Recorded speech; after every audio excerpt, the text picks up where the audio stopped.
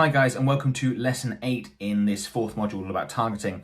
And in this lesson, we're going to talk about local business targeting. And we've been through things around custom audiences, lookalike audiences, how to find interest targeting options. But I wanted to create a separate video about how you adjust things for local businesses, because a lot of the best practices I've talked about, including things like audience size, need to change for local businesses, okay? So let's jump back into our ad set level. And let's have a look at some of this stuff. So let's have a look at some of the audience size. As I said, by the way, I know I've mentioned it already, but conversion events and all this other ad settings stuff that is coming up is all covered in module 5 in the next module, because that's where we're doing all the delivery settings. So let's go back to our example, right? Let's get rid of detailed targeting expansion. Now, we already discussed that when we were looking at cold audience targeting options, the bespoke shoes was too small an audience if we're just targeting the UK, because the audience size minimum being 250,000. And I want to demonstrate this because this is definitely going to be graded on a scale, okay? So if we add in the US, we get to 180,000. If we add in, are we going to get there? Let's try. Canada, Australia.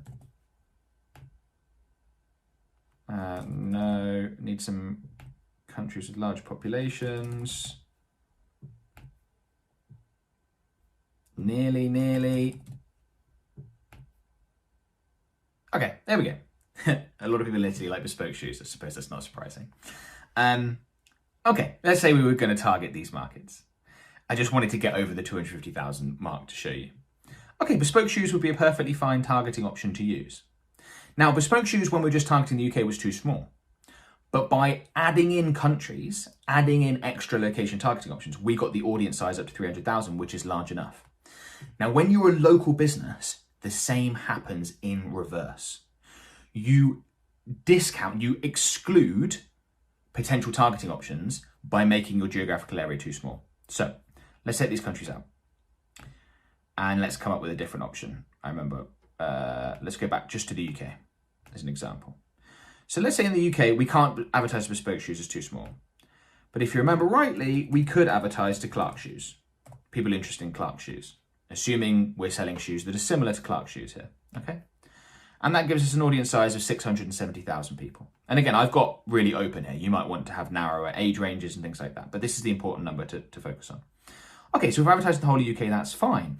But let's assuming we had a local store, or we're a service provider, or something like that. So we have to just advertise in our local area. We've already talked about that in the location targeting video around you absolutely need to advertise to the area where you can get customers from and nowhere else. So, I live in a town called Cheltenham in the UK.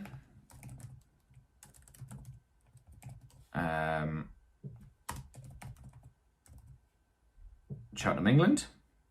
And remember, for the most part, we're going to go people living in this location. Now, when I target Clark shoes for the whole of the UK, we had 670,000. Now we've got just 14,000 people if I just do Cheltenham plus 25 miles. So there's no way we can target bespoke shoes because we're going narrower. We have to go with larger targeting options. Now, if I get rid of that altogether, you can see that our potential size is 1 million. And in fact, I'll cover that in a minute, because there are times where you just want to go with open targeting. However, we still probably want to have our targeting options somewhat related to what it is that we're advertising. So let's say we just go with shoes. Now, shoes as a targeting option for the whole of the UK was way too broad. So about 25 million, that's not what we want. But if we add in shoes in here, we come down to 520,000, which, as you've seen from the previous video, is a pretty good audience size. Now, especially if we had to narrow the audience down a little bit, let's say we needed to go to 20 miles, shoes brings us down to 300,000. So shoes is the broadest interest targeting option there is in this industry.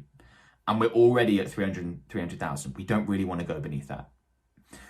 If you have to go beneath that because of the audience size, so let's say we're only advertising to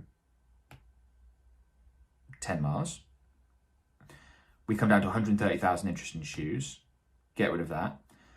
If we advertise within 10 miles of Cheltenham, we are advertising to 260,000 people. That means we are basically only going to advertise to broad audience, or open audience targeting is referred to, everyone. And we do that a lot with local businesses, where we're just advertising to everyone in the area. Because if you try and add in any targeting options, you end up with an audience size that's too small. Now, this is with 260,000 people. If I was to pop in somewhere more remote, just trying to think what would be a good option. Okay, how about the place I used to live? That was more remote. If I take Cheltenham out and I put in Cirencester, lower population, and I go with 10 miles, I imagine the audience size, yeah, look, broad audience is just 110,000 people there. I can't really put in any targeting options at all. I have to go with broad audience targeting. So there's no one size fits all for local businesses, because you could be a local business in New York or London, in which case you can still definitely add lots of targeting options. Or you could be in the middle, something like Cheltenham, where you can add some targeting options, but they have to be broad targeting options. Or you could be in a tiny town, a really small town somewhere, small village with not much surrounding population. The whole place is 100,000 people, 70,000 people, 20,000 people, and you just have to go with everyone. So you're grading on a scale there, okay, is what I want to get across. So that's really important. But it's all about this potential reach. You want that to be 250,000, or if it can't be 250,000, as large as possible up to that point. So if our broad audience targeting is targeting everyone is 110,000, let's say I'm a dentist in Cirencester, that's what I'm going with. I am not trying to be more specific than that. The other thing I want to mention is around lookalike audiences. So if we have a 1% lookalike, where are we? Custom audiences here. If we have a 1% lookalike audience at the national level, okay, and that contained, what was it, 540,000, something like that. When we just narrow that down to Cirencester, we get to just 1,100 people, which is way too small. So to be honest, with a place like Cirencester, we wouldn't go ahead and use a lookalike audience anyway. But let's say we go with the larger options that we had previously. So let's add Cheltenham back in. And this may be too small, but if so, I'll grab another example. For those of you not in the UK, you're getting a little bit of a geography lesson in England. Okay, so with 25 miles, we're still just at 10,000 with a 1%. So you want to go with a much larger audience, and you want it to be as large as possible, often if you're advertising local business. So we'd very often go with 10%, for example, when we're creating lookalike audiences for local businesses. Because remember, if it's 10% of the whole country, when that's narrowed right down to a specific area, that might be a more reasonable audience size. So with this Cheltenham one, again, with 10, so if 1% produces 10,000, that means 10% produces 100,000. Yeah, that's something we might just about test, might be just about large enough. Ideally, we want it larger. But let's say we were advertising somewhere like Manchester.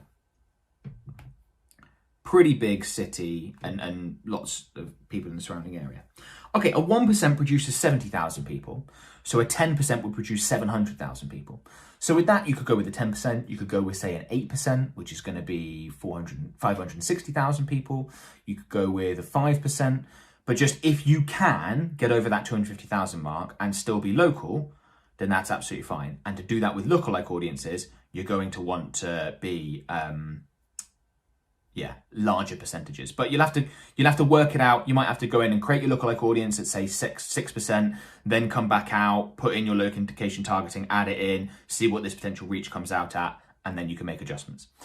One thing I do want to mention around audience size and how this works is what I've just talked about there is very much cold audience targeting. With warm audiences, firstly, Facebook's probably not going to give you a potential reach. Like if I go ahead and add in our, let's say, all website visitors, potential reach unavailable. You're almost certainly going to be much smaller than the 250,000 with your custom audiences like your email list, customer list, website visitors, all that sort of stuff. And even for a long time with video viewers, like my video viewer audience would be larger than that, but most people certainly wouldn't. That's absolutely fine. You want to be advertising to warm audiences, whether you've got 200 people in there, whether you've got 2 million. Because they're your best possible people. And we're going to show you the structure when we put the campaigns together in a sales funnel format where the right amount of budget is going to be spent on those people. So it's all going to be worked out and ticking along and working nicely. Okay. So don't worry about the 250,000 minimum when it comes to custom audiences and retargeting. You want to just advertise as much as you possibly can. Throw out the ideal audience size best practices. The ideal audience size stuff applies to cold audiences. And cold audiences mean people that have not interacted with your business before. That is a lookalike. Remember, because a lookalike is a group of people that are similar to a custom audience. They haven't interacted with you before. People think lookalikes are warm audiences. They're not at all. They are similar to people that have interacted with your business previously. So if you've got someone that's similar to your customer, that doesn't mean they know your business, have interacted with your business at all. So a lookalike audience is a cold audience, and then obviously all the interest, demographic, behavioral targeting options, they're all cold audiences as well. Okay, so that's how we would adjust for local businesses at the targeting side. And also on the whole audience size, we just used examples there. Let's go back. Let's get rid of that, and let's go back to people interested in Clark shoes. And then let's go back to our Cheltenham example. I haven't spelled that right. Cheltenham Racecourse has got there. Interesting. England. It is hard to type and... very hard to type and talk at the same time, apparently. Okay, so we've got 1 million people interested in... get rid of that. Wasn't Clark shoes, was it? That was for the whole of the UK. Sorry if I'm confusing things. Right, 1 million people interested in shoes. Okay. Well, no, 1 million people in the area, 520,000 people interested in shoes. That was assuming all genders and 18 to 65. If we had something in here like, let's say if we were advertising nationally, we wanted to go with our main audience is 30 to 45, and that's what we're going to advertise to. Remember, we talked about the demographic stuff.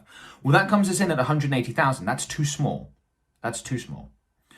So one of the adjustments, not only to larger percentage lookalike audiences, to larger, broader interest targeting options, or even open targeting, but also you may need to open up your targeting criteria. So if you set your targeting criteria, say 30 to 45, you'd want to at least get this, that makes 250,000, so that's fine, but that's on the borderline, so you'd want to at least get that 25 to 50 to get you up over the 250,000 mark. So you can also adjust those parameters in order to get your audience size up to where it needs to be. Again, too small audiences is a big issue. Too large audiences, not so worried about. So something to always be conscious of. Okay, right, so that's covered the core targeting stuff in this module. We may well add other videos. There may be other videos in here after this, after the fact, but that's covered the core targeting stuff. We've got all the various elements. It might seem a little bit confusing now. You're like, well, how does this all work together and piece together? We're absolutely going to get to that. So in the next module, we're going to talk about all the settings and all the things at the ad set level that we haven't covered that are important. And then we're going to get into the ads, and then we're going to bring it all together into the sales funnels, and you'll be ready to run them, and you'll have everything set up, and we're going through the component parts. And I'm taking time on this stuff so that hopefully you understand all the elements, because that's going to be really important later on when you've got campaigns running and you're wanting to optimize and scale. You need to understand all these elements. You need to understand how lookalike audiences perform, how they rank, which ones are best, which ones aren't, custom audiences, all that stuff. So really important module this. By all means, go back through it. Hopefully you found it useful. We may well add to this, but otherwise I will see you in the next module.